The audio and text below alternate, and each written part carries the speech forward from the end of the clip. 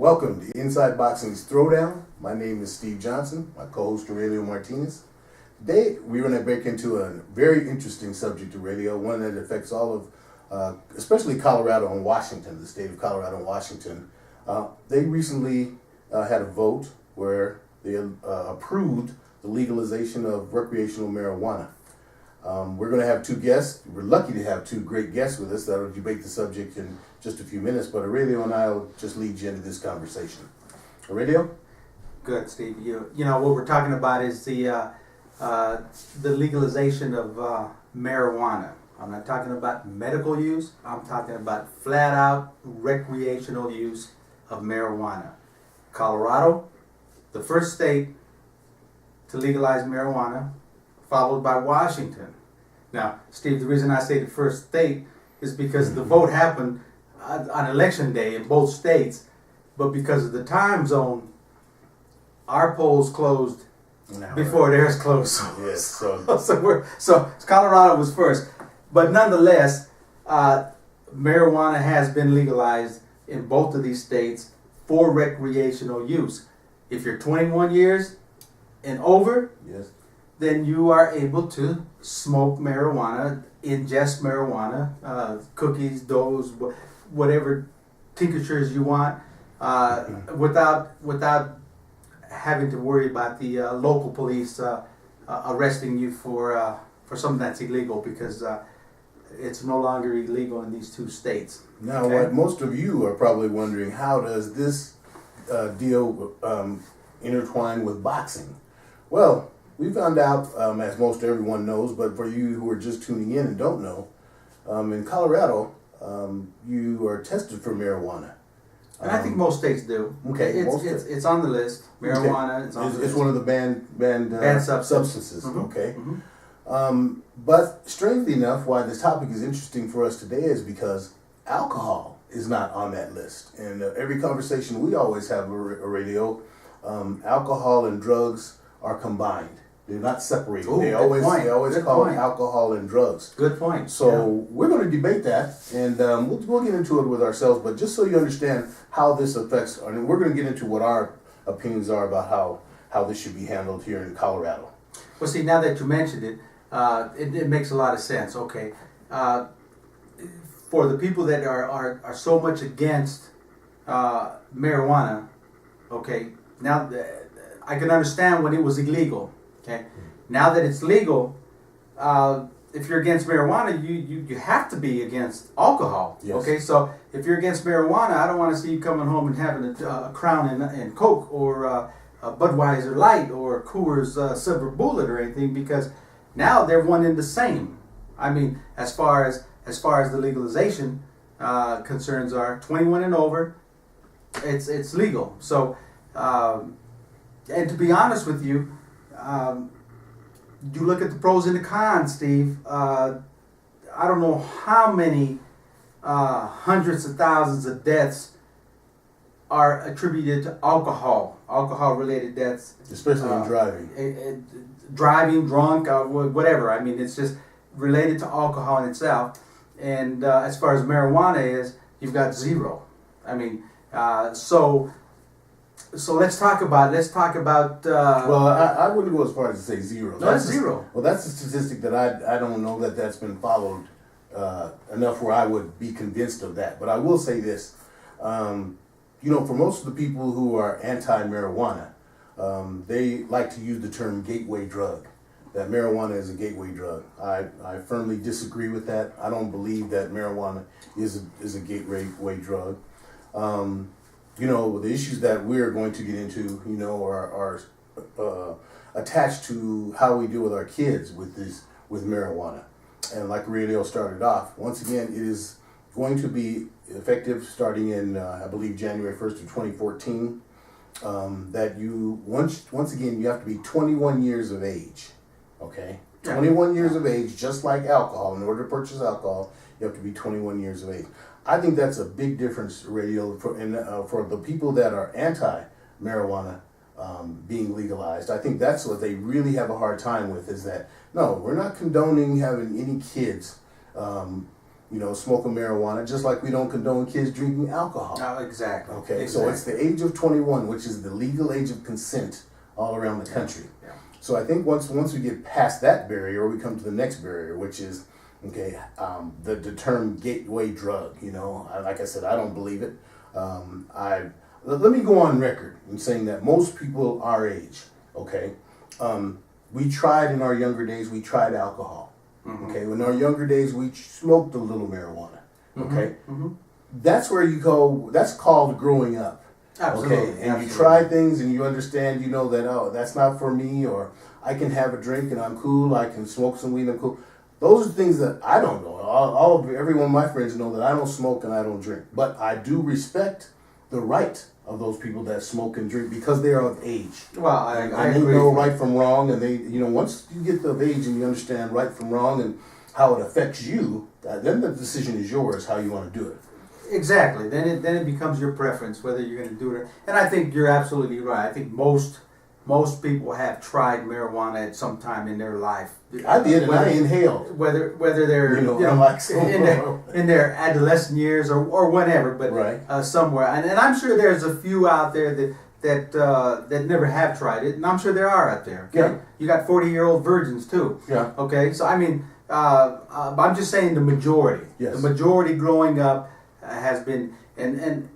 In a strange way, I'm telling you, Steve, I feel that the legalization of marijuana will actually help us educate our kids, because now it's legal, So, and I think that's probably something you don't try to hide the negative things about alcohol. You Yes. see the commercials; they have it in schools. What happens when you drink and drive? I think now the education will come out that what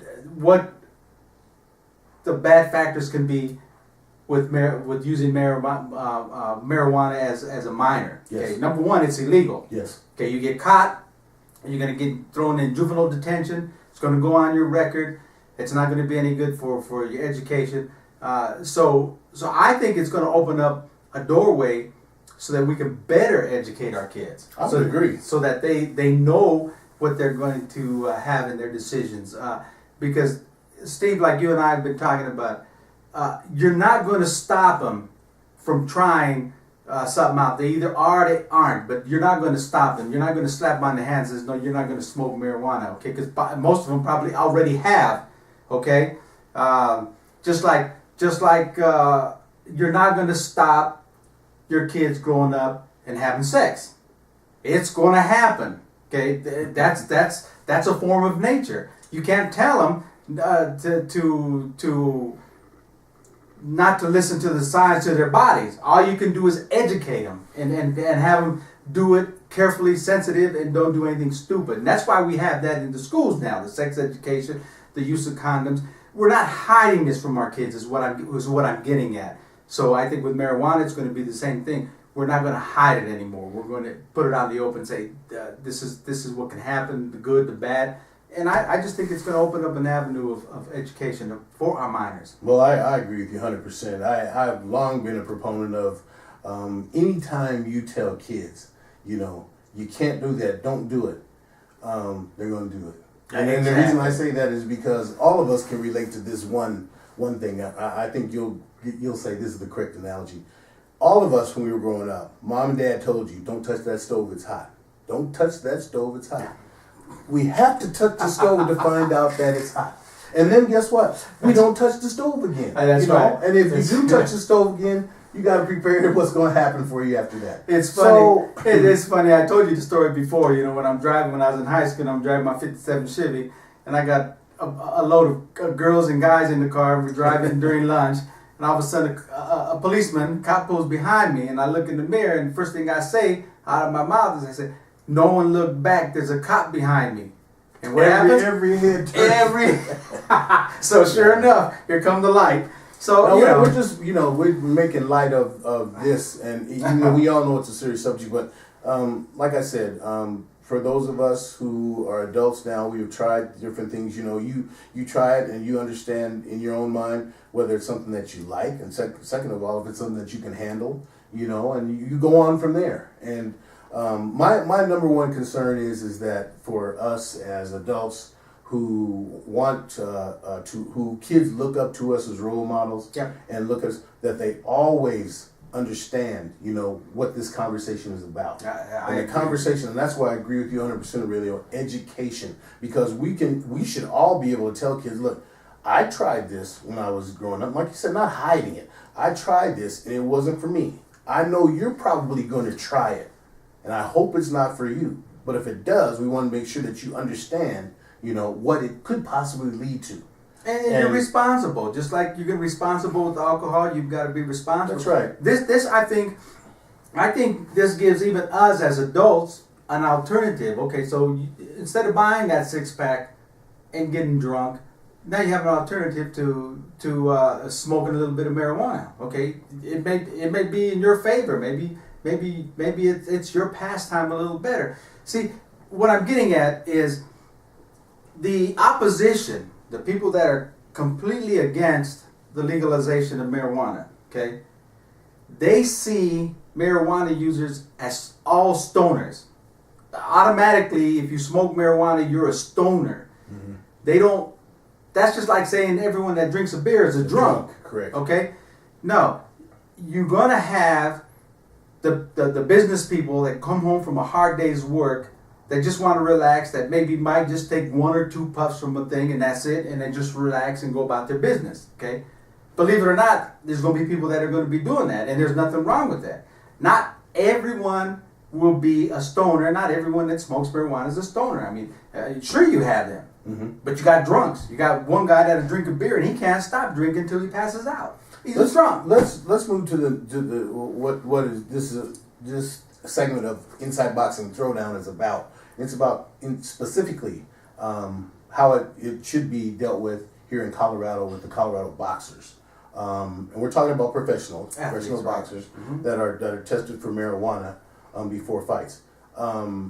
I would say that alcohol should be included in a banned substance before a fight.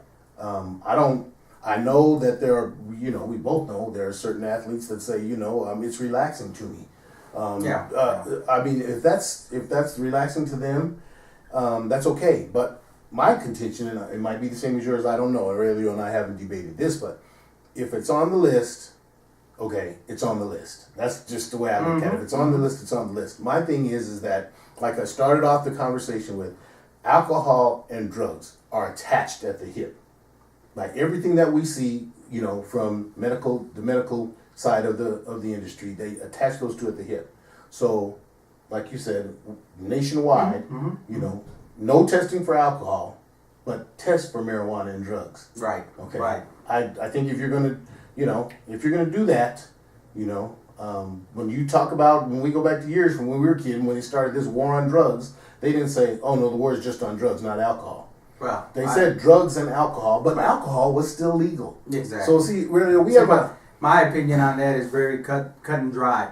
Okay, if you ask the governing bodies in sports, not only boxing, NBA, football, basketball, baseball. And you ask them the question, okay, why is alcohol not included in the banned substance when you do your drug testing? Well, the answer to that is because it's legal. Okay, so now that has to be the same answer with marijuana, especially in Colorado and Washington, because it's legal for recreational use. And you bring up the question, what about the other states that have it legal for medical reason, where it's the term they use is medical marijuana, but they have hundreds of thousands of people that have a license for medical marijuana. What about them? It's legal for them for medical use. They have the doctor's recommendation. They have the license from their state to use it. So they've got to be exempt. I would agree. So. And that's going to be something that's going to come up, with the issues of how the federal government deals with these states, just Colorado and Washington, how they're going to deal with people. From everything we've heard, the federal government is going to stand. They've dug their heels in. They're going to say no, it's not going to be legalized, and and we'll have to figure out, what that's about. But I don't know. But my take on that is they have to take that stance because the federal government has to look at the bigger picture. They have to look at the cartels and the people that are bringing in the semis, the truckloads, and things like this. They have to still be careful with that, okay? And that's why they have to take that stance where they have to keep it illegal because they have to be able to nail these guys. Because if they make it legal, then the semi truck that's bringing pounds, I mean, it's going to be harder to prosecute them. Well, once again, if it is legalized and the federal government gets on board and legalize it, once again, when, like you said, the semis, like bringing carrots, the truckloads of that's like, illegal. And that's the criminal element. When you legalize it, you take the criminal element out. Thank you. So once you take the criminal element out, but once again, it's a real fine line for myself and the radio, having no grandkids, okay? And our kids, we never told our kids it's okay to smoke weed. We never told our kids it's okay to drink. As a matter of fact, we told them, no, it's not, until they get 21 years of age. And that will always be my contention in radio. I will tell all kids, all boxers, all athletes, all kids, whatever. You don't have an option, as far as I'm concerned, to consume alcohol, to consume drugs, to smoke marijuana, 21 years old.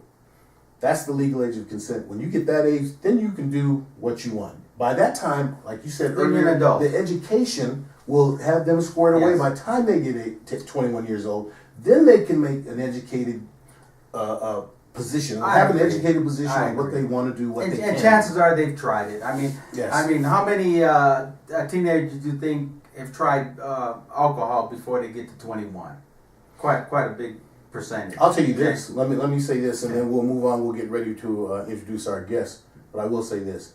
When the day comes, and I do believe that it will come, where marijuana will be legalized, I would hope that the federal government would be even tougher than they are on liquor stores, where you have people come in and buy liquor for kids and give it to them.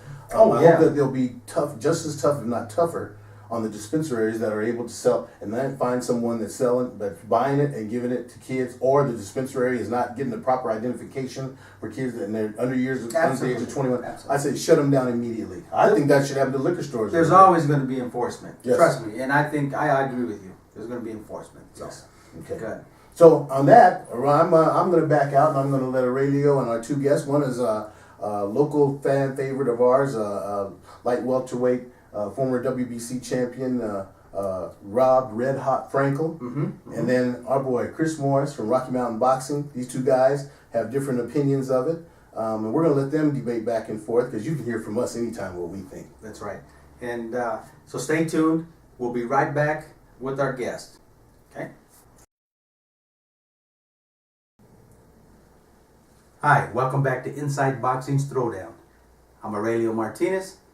And in this segment, we've been talking about the medical marijuana, that has now become legalized marijuana in the two states of Colorado and Washington. I have guests here that will be debating this issue, and we're going to talk about whether it's how it plays its spot in athletic sports, in particular boxing. Okay, on my right I have Chris Morris from Rocky Mountain Boxing. And on my left, I have active professional boxer Rob Frankel, former WBC champion, lightweight. Okay, so basically, we're going to go ahead and start, and hopefully, we'll kind of dig into this issue. It's a very, very heated up issue all across the country.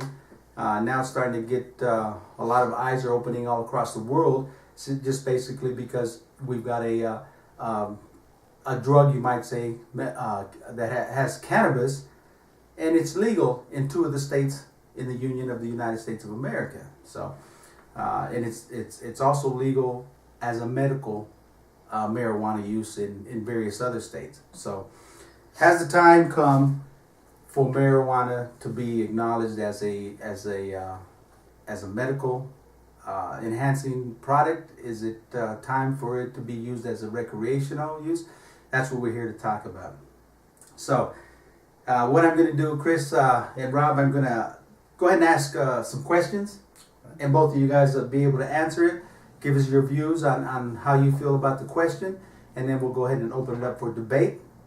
So, moving right along, our first question for our guest is going to be, should marijuana be taken off the substance banned list for athletes in boxing as well as for all athletes in professional sports? We'll start with you, Chris. Yeah, I definitely believe that it should be taken off of the banned substance list. When it comes to sports, the thing that we should be chasing and the thing that we should be looking to eliminate from sports are drugs that enhance a athlete's performance in the sense of gaining some kind of an edge over their opponents. I think that marijuana, whether it's medical or recreational, I don't think that has any. I don't think that does anything to enhance an athlete's athletic ability.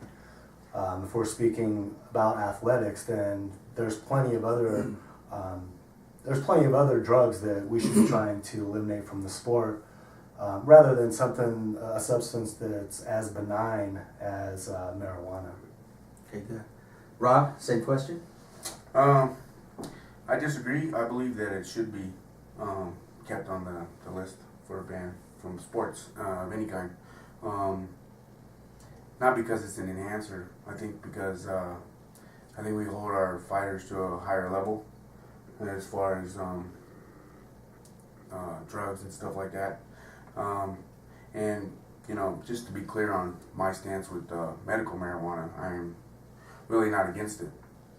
But when it comes to sports, I think if you're going to be doing a sport, you need to smoke anything or eat any kind of medical things. Maybe that sport's not something you should be doing. I think that there's a bunch of kids that will be looking up to some professional athletes, and trying to say it's okay to do those kinds of things for me goes against things that I talk about with these kids. I mean, and it could take away, not as an enhancer, but maybe as a something that would be a strike against what they're doing. I've been told that medical marijuana expands your lungs and helps your lungs, but I just don't understand that. I don't, maybe a little bit more looking into it, but I don't believe that. Okay. It's smoke that's going in your lungs. Okay, good. All right, next question.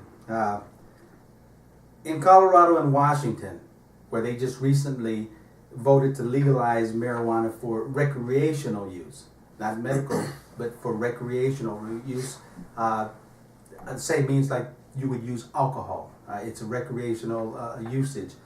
So now we have two states, and here in Colorado is one of them. My question is, should these state athletic commissions abide by the law, the state law, and be forced to remove marijuana from its drug testing because now it's legal? We'll start with you, Rob. We're talking about these two states. Yep, these two states, state laws. I don't think that the professional athletes, when we're tested, I think we should be tested for any kind of substance we put in our bodies. Not only as enhancers to the sport, but also things that could actually hurt us. Like I said before, I'm not against medical marijuana for those who need it. I actually would agree with that. I wouldn't want to see somebody in my family hurting, and not have something to help them, ease the pain. But I wouldn't want to see one of my kids thinking it's okay to smoke or eat, whatever it is that they're doing. Recreational use on this stuff, because they see me doing it as a professional athlete. They look up to a lot of us, and I think it would take away from their full potential as a fighter. So I don't think that this state laws that the boxing commission should go along with those as far as drug testing. I think the higher standards should be kept. Okay. As far as that goes with the drug testing. Okay, Chris?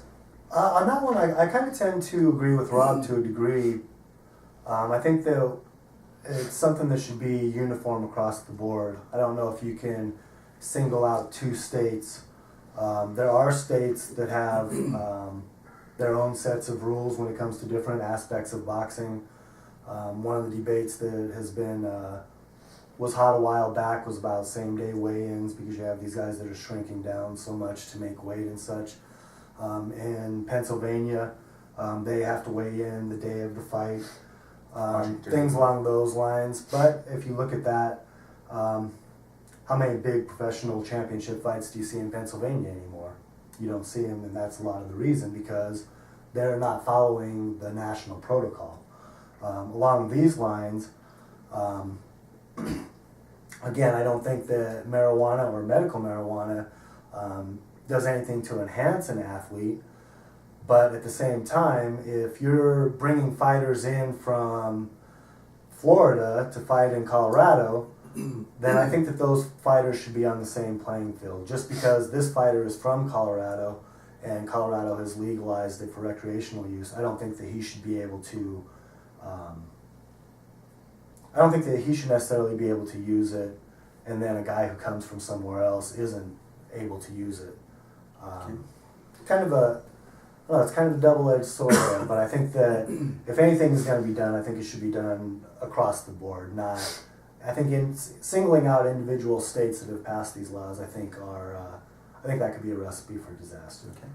And just for our audience, our viewing audience, we're going to open this to debate when I'm done with my last and final question. But along them lines, and the question that was just asked, I did have the opportunity, because I understand where everyone's coming from.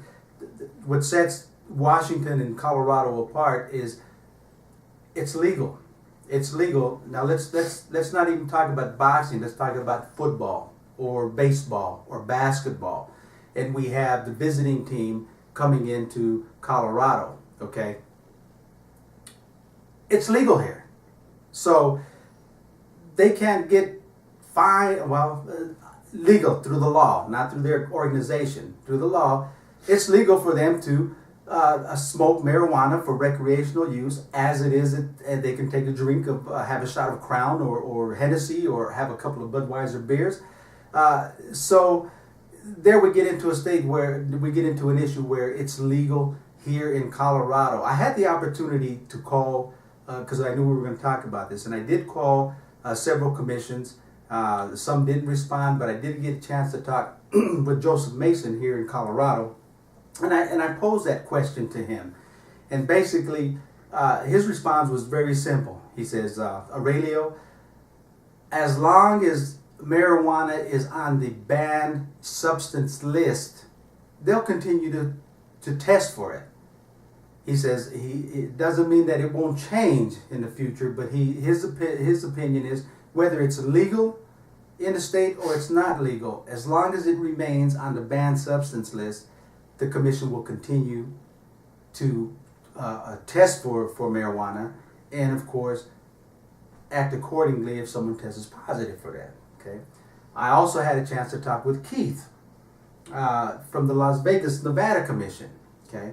And basically, the reason I called Keith was because as I was doing my research, I was told that in Las Vegas that they may indeed have an exemption for athletes that have a legal medical marijuana license. Okay, so I posed that question to Keith, and he's the executive director of Las Vegas, and he basically said that they do have it in place to give an exemption for certain drugs, not so much marijuana itself, but any drug that's prescribed, but that it would have to be accompanied by a doctor's acknowledging that it has to be used for therapeutical use. Number one, they have to have that, and they also have to have a legal license from wherever they state, a medical legal license. He goes, and then in that case, they may be open to exemption. Okay. Keith also told me that it hasn't been done yet.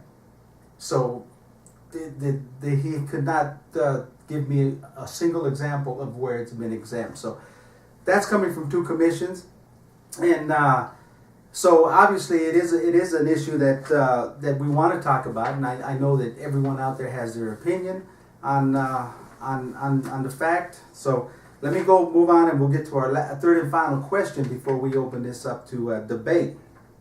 Okay. Now, I want you to expand on this question, because basically I'm saying, in your opinion, do you consider marijuana to have enhancing effects for athletes? Okay, we're talking about boxing. Is there any part of marijuana or the drug THC that can offer an enhancing advantage to athletes? Who answered last? It's my turn. Okay, go ahead, Rob. Give us your take on that. No, I don't. I don't think it has an enhancing ability. I don't think it gives you any advantage as far as boxing goes. I do believe it takes away from their ability. If you're gonna smoke anything, I think it takes away from what you're doing.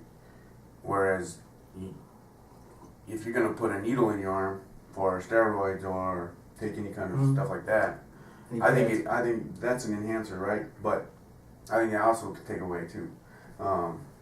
It's the same thing for me as far as doing any kind of drugs, But I don't think it enhances your ability in the ring. I think it could take away from your training. It's a hard sport. When you're in the ring, people only see that. People only see what we do in the ring. But when you're training, and if you're smoking and lighting up, and you could fall asleep, you could eat too much afterward. I mean, it's just because we all know marijuana, you get the munchies, you sit down for a little bit, you watch some TV. I mean, I've smoked it before, and I'm not going to say I won't again. But while I'm in my career and I'm boxing, I'm going to stay true to staying away from that side of things. And now let me just kind of bring something that I don't know, but in the last question you mentioned that you had heard or read somewhere about smoking marijuana assists you to expand your lungs. Okay, now I don't know that, I haven't heard that, but you mentioned that, so it may be true and it may not be true. But in fact, if that is true, wouldn't that be an enhancer? Because in boxing, you're so intense, you need to get oxygen into your body. So if you have a method of expanding them lungs and entering more oxygen, wouldn't that give you an advantage in the later rounds? Yeah, it would. I know that would. So I would love to have something to expand my lungs. So could it be If called? you're near deep water, you want some breath. Okay, so could it be called an enhancing drug then? Yeah, but I don't know the answer to that, but I don't either, but I don't believe that. It wasn't something I read. It wasn't something that was proven to me. Something that was said to me over and over again by somebody I know. And it really, on my side of things, I'm in the gym with these kids, and these kids come to me. They talk to me all the time. Rob, can we do this? Rob, what's this? What's that? If that kid's come to me, Rob, I haven't smoked in 2 weeks. Okay. Good job. Give him a good job. We'll save that for the debate. Yes, sir. Chris, go ahead and answer the question. No, I don't think it does anything to enhance an athlete's performance, and along the lines of what we were just talking about, lung expansion and stuff like that. Let's just say, for the sake of argument, that that's true.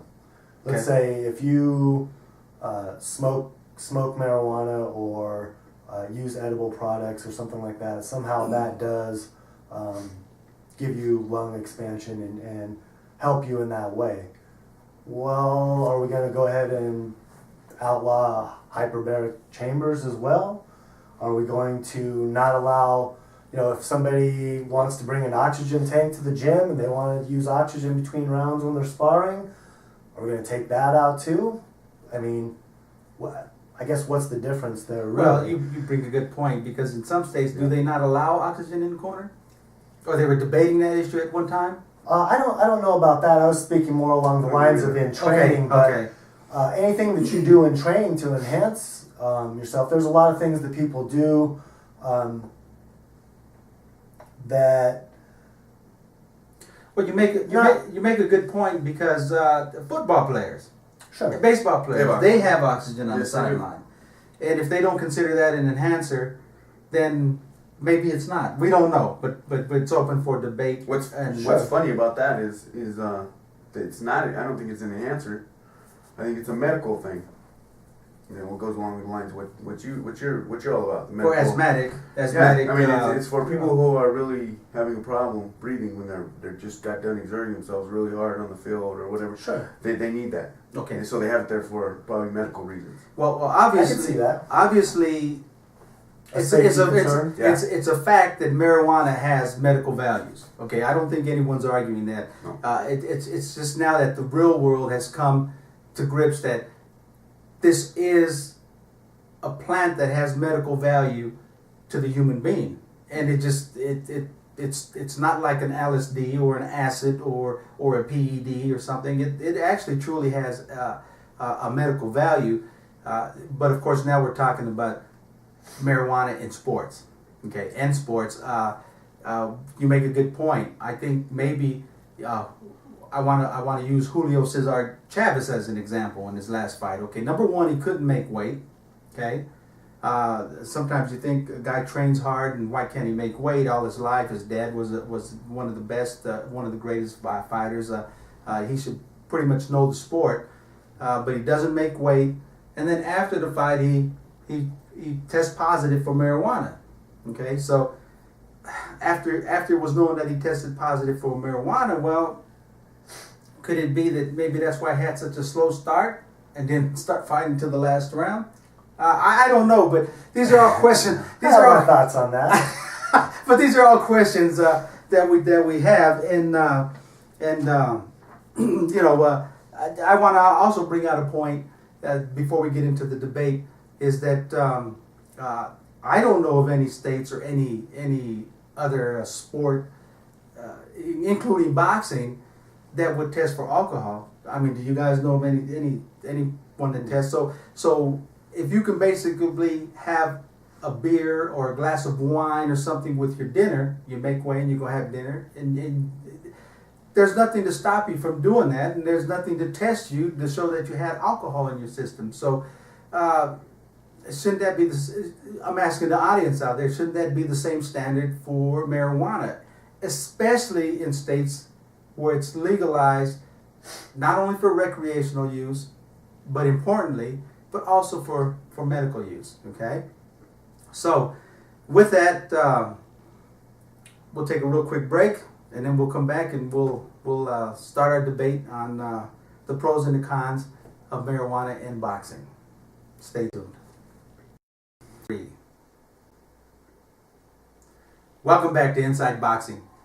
As you are aware, we have in studio our guest, Chris Morris from Rocky Mountain Boxing, and Rob Frankel, professional boxer, former WBC champion. We want to just go ahead and get right into the debate on marijuana and how it affects boxing. Should it be ignored without the testing?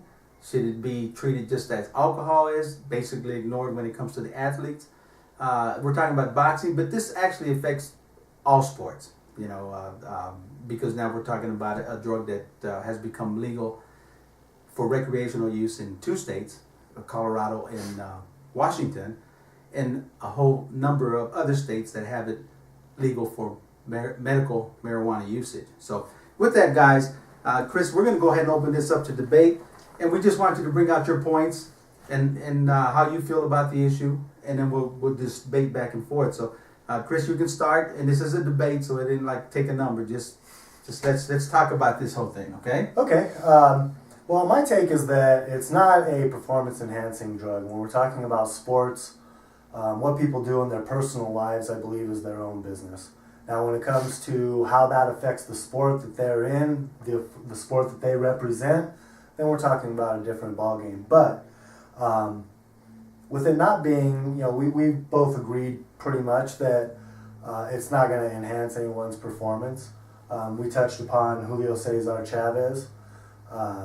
Julio Cesar Chavez, in the lead up to the Sergio Martinez fight, I believe he was also arrested on a DUI in that camp leading up to that.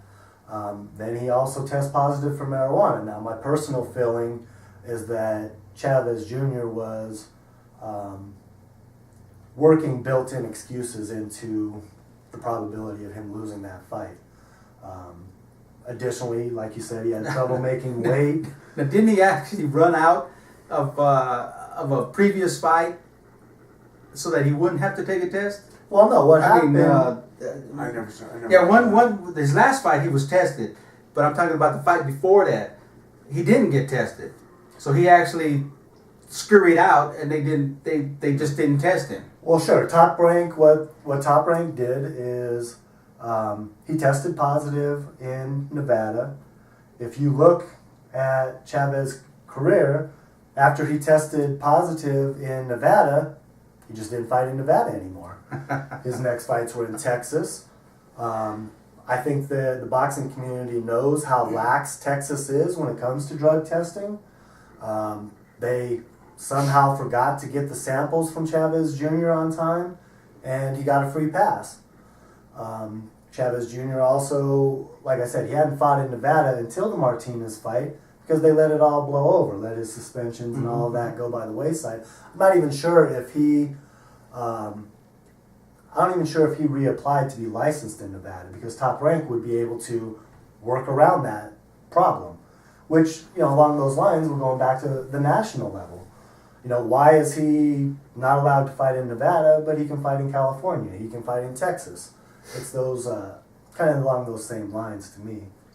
So marijuana, I guess the whole issue here about marijuana is one, does it enhance? Should it be removed from the banned substance list? If it's going to be treated like alcohol, should it be ignored?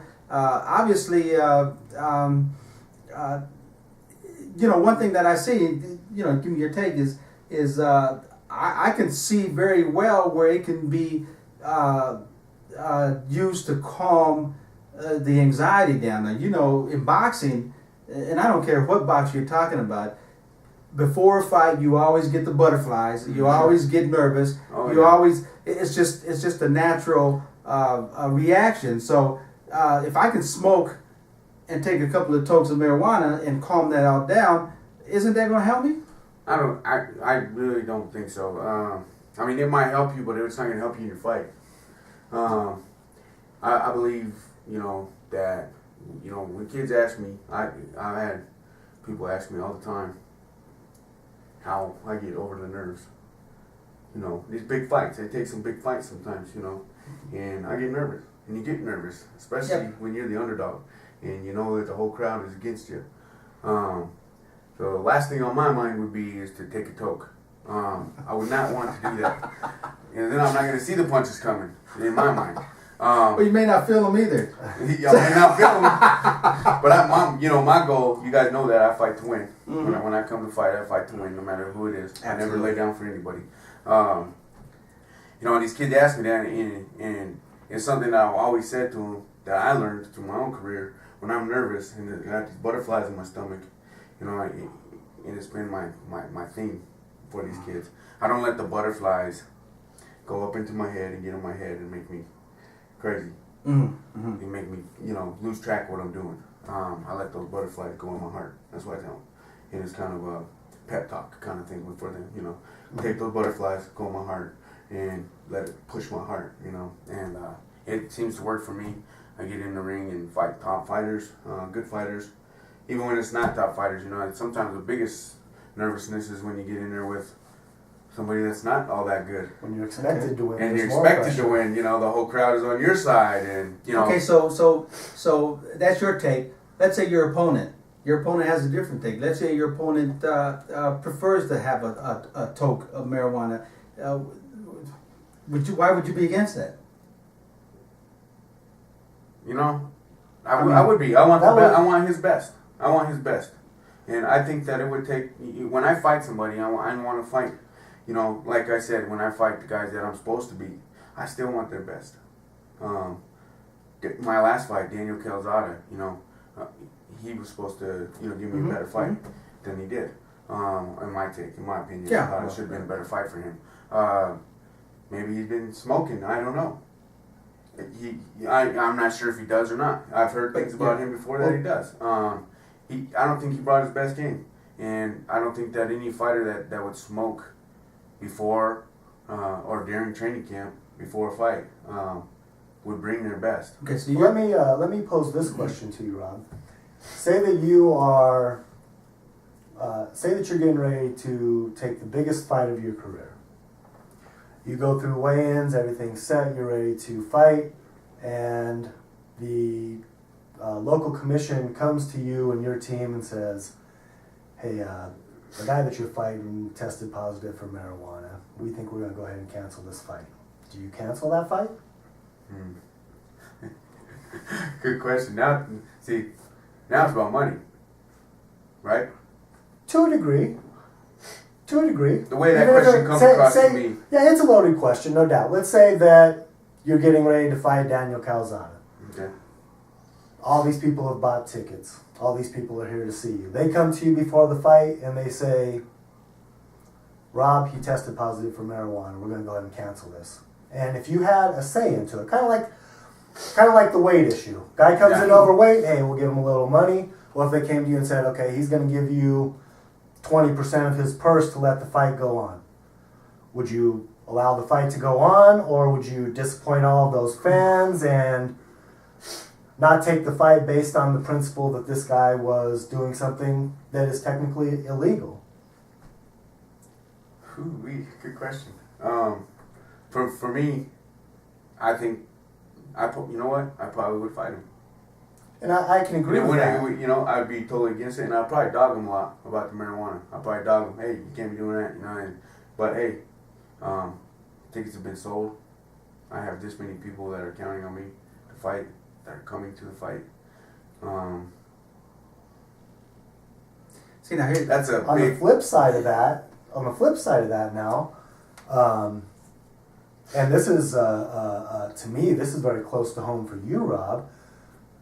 Say that you were going to have a rematch with Lamont Peterson. Yeah. Lamont Peterson has already been proven to have been tested positive for steroid use. Same situation. They come to you before the fight. The commission comes to your team before the fight and says, hey, this guy tested positive for steroids. Will you still take that fight? it's a different horse now, yeah. Yeah, it sure is. And To me, that defines the difference between a performance-enhancing drug Yeah. and something that, in my opinion, if somebody wants to do something to their own detriment, have at it. That's your business. Well, see, I hear this a lot. I hear that it's a detriment, and it's a detriment, but I'm not so sure it's a detriment. Okay, I'm just gonna nip that in the bud. A lot of people saying you can take marijuana and it's not going to enhance your performance. It's going to dehance it. I'm not so sure that's the case, because I'll tell you what. A lot of people in this country smoke marijuana. A lot of people. That's one of the reasons why this whole issue and this avenue is coming in and why it's being legalized. It's going to become one of the biggest revenue makers in this country.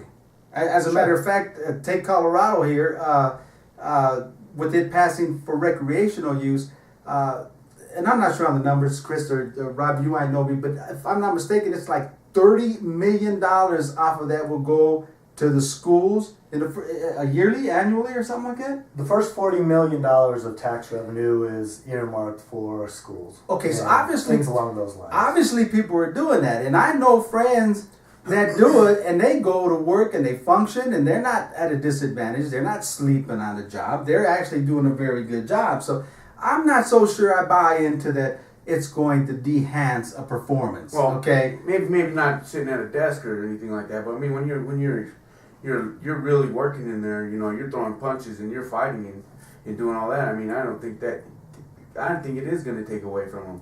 And when I got kids that are in the gym, I don't want them to be seeing a professional fighter say it's okay when I've been telling them it's not okay. Now that's another issue, but we're talking about enhancing, and that we'll get Let's to hold that. that, 'cause I definitely want to speak on that we want level, to too. debate that. I don't think it enhances either, but I don't think I think it does de-hance. Okay, now here's the thing. We all know, we all been in boxing. Okay, Yeah. I boxed for 10 years. I'm a lot older than you guys, so you probably don't remember me. That's a good thing because you probably learned some good moves, man. but anyway, when I was boxing, they didn't even fly us in. When I went to fight in Vegas, they put me on a Greyhound You're on bus, the bus. and Yeah, got off the okay. bus right to the ring. You know, so anyway, but my point is. Boxing, anyone that boxes or is in the game of boxing knows that if you're relaxed in that ring, you're going to perform better. You're going to be able to box 12 rounds. You're not going to get tired. You're going to be relaxed. You're going to be able to go smooth. You're going to be able to get into your rhythm. That's a fact. If you're relaxed in the ring, you're going to be able to perform better. Taking a toke may relax me to where I can perform better. Yeah, I think. I'm not talking about getting stoned, okay? I'm not Sure, talking sure. about sitting there hitting the hash pipe and, going out there with bloodshot eyes where you can't see. I'm talking about just a toke, okay, now I'm relaxed. I'm going to be able to there perform. I'm going to be able to breathe better. I'm going to be able not to be so nervous. To me, I think that would help me. It's possible. I don't know, but I'm saying that. It's possible. Okay, I think that, as maybe as much as that might help you, I think that the slower reaction time would be much to your detriment. I mean, if you weigh those out, do I want to be relaxed? Do I want to be a little bit slower? Especially when you're to there react? with the sharpshooter. Okay, but how much do you have to smoke to slow down your reaction? Okay, now see, like I said again, I'm not talking about getting stoned before a fight. Okay, perfect example of that. If there's a lot of people that choose not to smoke marijuana, for they don't want to ruin their lungs. Everybody knows that any kind of smoke that you're putting into your body Smoke is not is smoke. good for you. Smoke is Period. smoke. There's no ifs, ands, or buts about that. So along the lines of what you're saying, maybe a few hours before the fight, the guy uses an edible marijuana. Edible marijuana doesn't give you the THC high. It only gives you that relaxing effect and the medicinal type of properties. So along those lines, I suppose I could almost agree with you, Aurelio, that in that light, it could possibly be considered Okay, enhancing. See, in my that point way. is when you think about marijuana and you think about smoking marijuana, it's natural to think about getting stoned. Sure. That's getting stoned. Now I'm not talking about getting stoned. I know a number of fighters, and I knew when I was boxing a number of fighters that they would take a shot to calm their nerves before, and the shot's not going to get them high. It's just a little shot to calm their nerves so they won't be so nervous and tongue tied and they can perform better. Sure. Okay, I'm aligning that the same way. Okay, now naturally they wouldn't go into before a fight and drink a fifth of rum or something. Well, sure, but let's look at Aaron Pryor. Look at Aaron Pryor. Yeah. Hand me the bottle I mixed. Yeah. But I don't know if that Famous. was alcohol. We don't know what that was. Who knows? But right away, it was a controversy. Yeah, well, we know Aaron Pryor, along with other fighters, use cocaine. Sure. Okay, now cocaine, You're numb. you're numb and you can really move. Okay? Yeah. You can, You're really alert. your eyes are wide. And if you miss a punch, it's your fault. I see you. But you see what I'm saying too. Yeah. So what I'm saying is marijuana actually a drug that can either be that detrimental to a boxer's career? That's the question in here. And I'm looking at it as far as football players, basketball players, That's what I baseball wanted players. to say. I think all athletes were held to a higher standard, professional athletes. And for us to say, and I know we're going to get to this, but it's my main thing is the young ones that are looking up to us. Okay, let's talk about that. The because NBA, I like the NBA. These athletes used to walk around with their pants sagging, their hats backwards. pick 'em up. Now they're required to wear suits. They're at a higher standard. So let's just say that NFL team like the Broncos, Okay. my Broncos, Yes, or sir. we can say the Raiders if you want to, Chris. Nice. Let's just say that That was a hook. And they're at a they're at a school talking to these kids. You know, we got a lot of programs on WBC Cares, part of boxing. Yep. You know, I love that organization. NFL, they got the United Way, My High United Way, where they do a lot of stuff with kids in schools and stuff. And let's just say that they take away the drug test for marijuana, Right. and they're okay to smoke weed, and they go in front of the schools. And I mean, yeah, the kids aren't allowed to do it because it's illegal for kids. You have to be 21, right? So there's an age limit on it, which I agree with that too. But a lot of these kids I've seen on Facebook now, they're posting up, 64 passed, yay! It's like you're 16. Yeah. You know what I mean? And they're happy about it. So, and you know what they're gonna do? They're gonna make it legal for themselves in their own mind. Well, just like alcohol. Yeah. You know, you gotta be 21 to purchase alcohol, but we know there's a problem with the kids drinking. And so we got these athletes that come in that it's okay for them to smoke marijuana now because it's okay for them it's not on the drug test. So they go into front of these schools and these kids are like, oh well, you smoke marijuana because it's okay, right? You don't have to worry about it, right? And what are we gonna tell these kids? Well, what do you say to these kids that are looking up to you? You know, what can we say to them to keep them from doing that? Because I mean, are we promoting it to the kids? Is there a way that we keep that separated from the kids? Well, I'll tell you what. See, now we're getting to a point where taking marijuana off the substance list, okay, and not testing it for it does not translate into it being okay. Okay, I think that's and I agree with you. I think as an athlete, you are a role model. Okay, by all means, your kids look up to you. Okay, so I don't think you should go out there as a professional athlete and say, yeah, it's okay to smoke marijuana. I mean, you wouldn't go out there and tell them it's okay to smoke. To drink a pint of Mad Dog 2020. Okay.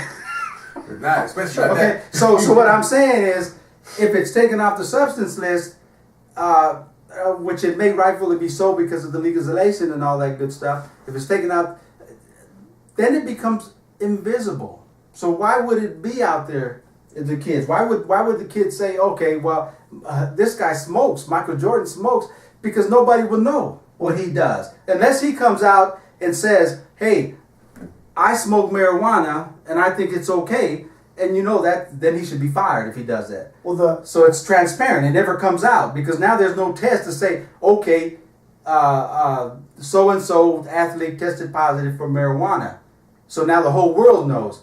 That never comes out. It's not an issue. Well, I'm like Chris finisher. Along those lines, I think the first issue or first problem that we have with marijuana as a society as a whole is that it has this stigma attached to it that it is so bad for you, and if you're someone that uses or chooses to use cannabis, that you're going to be a loser and you're going to sit on the couch all day and eat Doritos and watch movies. And I think that we have that stigma, but you have to go back a long ways to figure out where and why all of that came about.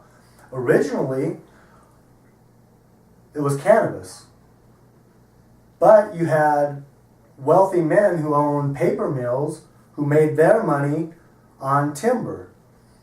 When a rival came in and they wanted to grow hemp because it doesn't take 30 years for hemp to grow, it grows in a season like any other crop, then that was going to cut into their profits. So in order for them to get this substance to go away, they tied it into an ethnic thing. It went from being, in my opinion, white and nerdy cannabis to now it's marijuana. It's something that is ethnic. It sounds like it came from Mexico. It sounds like, you can go back and look at all of the propaganda that was used to support that was, oh, these Mexicans, they smoke this stuff and then they go crazy and eat babies and kill kids and all of this stuff.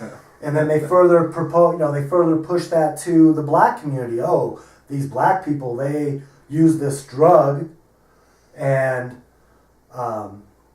they do all these bad things. So the big crime was way back when.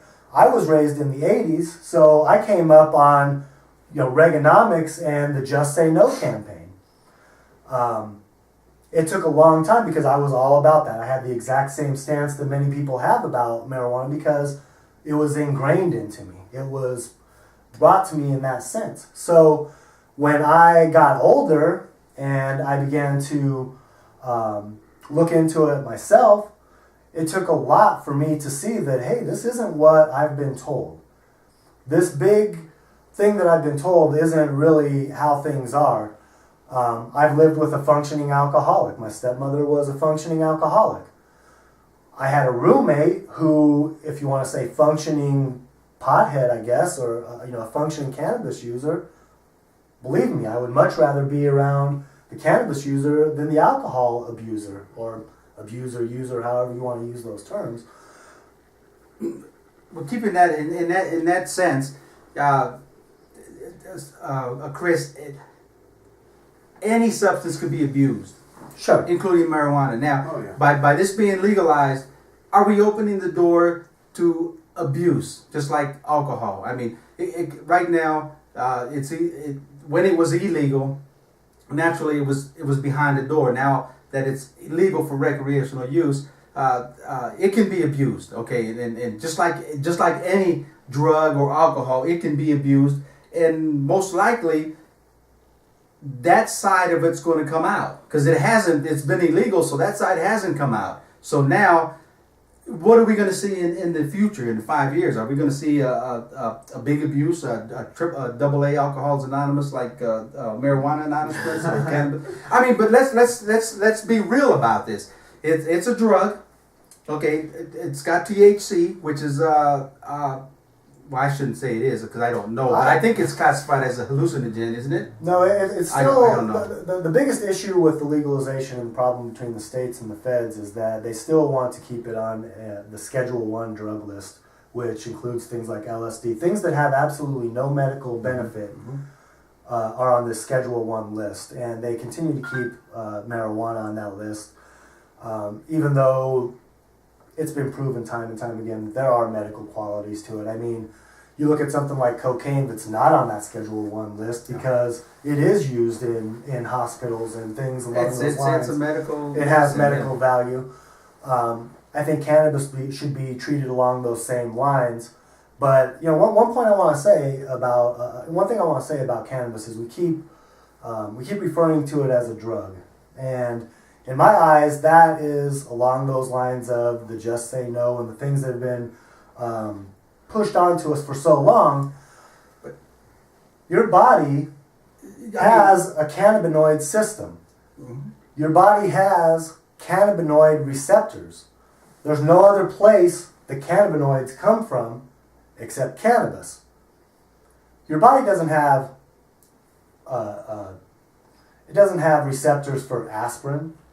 It doesn't have receptors for Viagra, any of these other things that are out there. One of the things that I tell people is... Well, I know there's one receptor for my... Yeah. Sorry. Good ball. Yeah. Okay, but going back, I mean... Well, along those lines, one of the things that... man, you really lost my train of thought right there. No, but you have cannabis receptors. Yeah, you have cannabis. Obviously, The thing that I say a lot to people is, go home. What's the most subtle or the most harmless product in your medicine cabinet? Aspirin, ibuprofen, something along those lines. Mm-hmm. Go home and take an entire bottle. You'll never have another headache because you will never wake up. You will die from Absolutely. that. And that's something that is very easily common. Nobody worries about aspirin. Well, they do that all the time. I mean, Sure. you hear about it all the time. With cannabis, your body has receptors for it. These different things, like alcohol, for example. The reason that you feel drunk is because you're poisoning your body. Yeah. A lot of these different drugs, they poison your body in one place to get an effect in another place. Cannabis doesn't do that. Your body is made to receive cannabis, and it has medical properties, and the sooner that the stigma is released from it of being a drug and it's so bad for you, then we can turn a leaf over And like Rob's saying, or like you were saying, it's almost a non-issue. There aren't kids, like when you go to speak to a school. I don't assume that you probably have kids that come up to you and say, oh, hey Rob, should I drink? Of course you shouldn't drink. Yeah.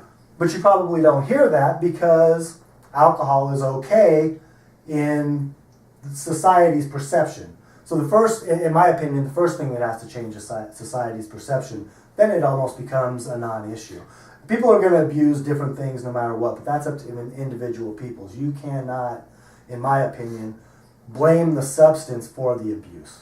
Well, you know, when I was going to come here and do this, my thoughts weren't to come in here and try and say that it's a bad thing. It should be illegal, stuff like that. My main thing about it, because I don't think that's right. I do agree with a lot of the stuff that you've said, and another person I know, I agree with what she thinks too. But and I support that. But at the same time, when it comes what we're talking about, when it comes to professional to be a professional athlete, I think that we should be separated from that, and it should be taken away from the sport. And you know, like you said, how are they going to know? It's transparent. But I don't think with marijuana it is, because marijuana does have that look on it, like you were talking about. Everybody knows about marijuana. 64 was passed, and all I seen on there was a bunch of teenagers that I had to get back on there and tell them, hey, you chill out. You know, this ain't for you. And so it is open to them, and they're viewing these things, and they're receptive to it more than alcohol. Because alcohol is just there. Yeah. You know, but marijuana is something that these kids are looking at, and they're like, wow, that's cool, it passed, yay. You know, and I'm not happy about that. I don't like the kids. I don't want my kids. You know, if they go to school and there's somebody coming to school and it's a professional athlete that's smoking and stuff, and it's for that, I don't want my kids to listen to him. I understand. You know what I mean? I want them to have somebody that is keeping a higher standard as far as professional athlete. Now, if it's somebody who's a cancer patient or somebody who has issues in their life, look what I'm doing. Okay, listen to them. See what you think. But professional athlete, I think there should be a line, and I think that professional athletes should stay on the right side of that line as far as smoking, edibles even. I think it just takes away from the thought process. We're gonna end up winding this up. And let's get some final thoughts from you, Chris, and we'll get some final thoughts from you. And we're gonna pick this issue up. This is not an issue that's just going to so we're gonna stay on the issue, especially in Colorado, because we're in Colorado. We're in a state that's legal. So we will follow up and continue to bring these segments to you. Chris, let's give us the audience some closing thoughts. I guess my final thoughts on it is in boxing in particular, and any sport. What we want it to do is we want it to be a level playing ground for the athletes that are involved. I don't personally believe that cannabis, although we've debated it and come up with several points on both sides, I don't believe that cannabis does anything to enhance an athlete's performance along the lines of a steroid or something along those lines. I think that in boxing we just have much bigger fish to fry. We're worrying about a benign substance like marijuana when there are people out there that are blood doping. These people are out here that are using all of these steroids and things along those lines, and it's so, to me, it's very, let's see. I think that we just have bigger fish to fry in boxing. You have people that are, it's funny that now we've just begun to start testing for performance-enhancing drugs on a Olympic level, and people are just falling like flies. There are so many people that are getting hot doing all of this stuff. I don't think that marijuana is a big worry when you have these bigger fish to fry. And along those lines, like you spoke with Keith Kaiser, why is it okay? Why can an athlete get an exemption for this TRT, this testosterone replacement therapy? and it's not real big with boxers, but it is real big with the MMA fighters.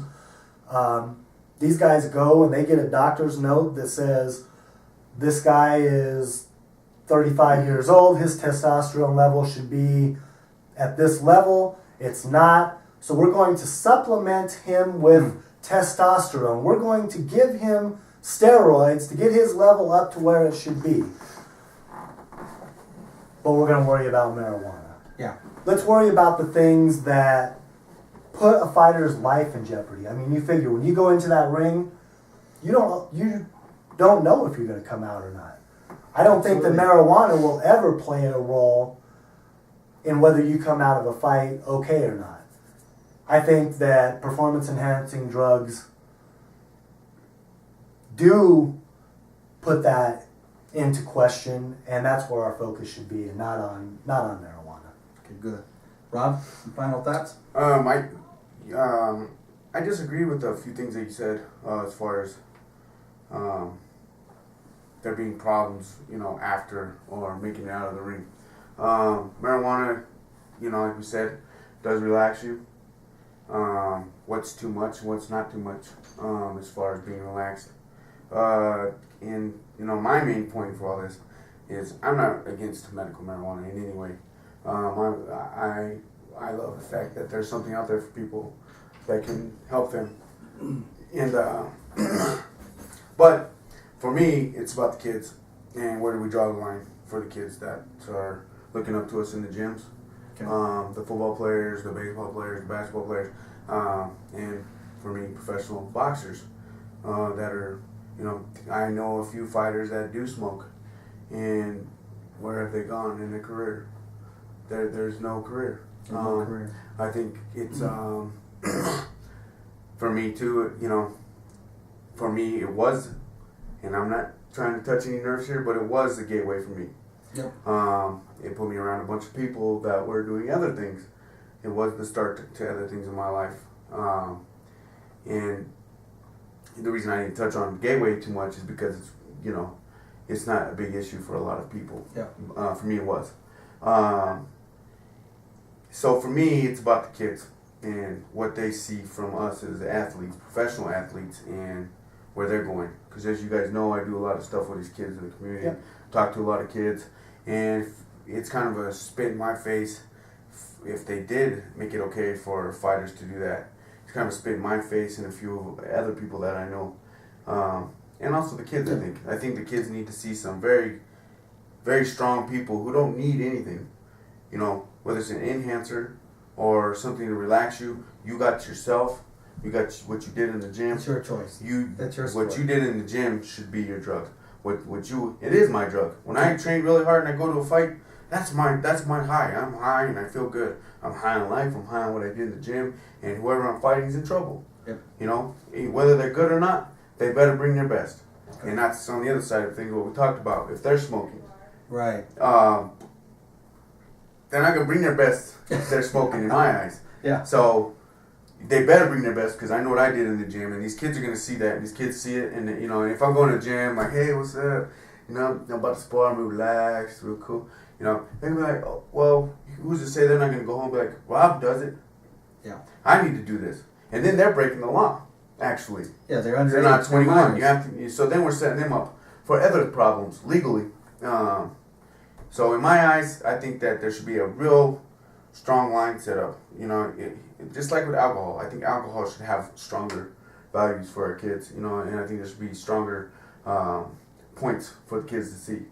But alcohol has been legalized, for a long time, and it's okay. So kids, it's kind of a numb kind of issue for kids. Oh, it's whatever. Yeah. Where marijuana now, I think, would set up our kids for a lot of failure as far as taking away from them in the gym and in their fights, and also on the legal side, setting them up for tickets, jail, stuff like that, and maybe a criminal record. Good. Well, good. There you have it. We're going to stay on top of this issue here in Colorado where it's legal. We'll follow it in Washington where it's legal, and of course other states where it's legal for medical use.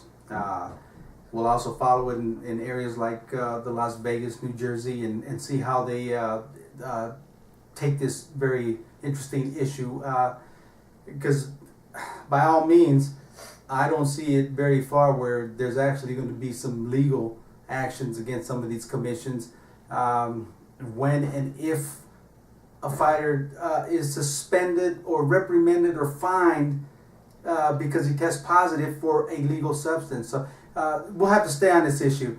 But in the meantime, if you guys want to voice your opinion, go ahead and send us an email. Send it to editor@insideboxing.com, and on the subject line, just put medical marijuana or something to identify your question. We'll look at everyone's comments, and we may use them in a future show. We'll also kind of keep the ball rolling and keep everyone updated. So, Chris, Rob, I want to thank you guys for taking your time coming up and showing your views on this issue. Obviously, it's a brand new baby, and it's only going to grow, so we'll have to just stay on top of it. Okay. Yeah. So stay tuned and come back and see us. And in the meantime, guys, keep them hands up.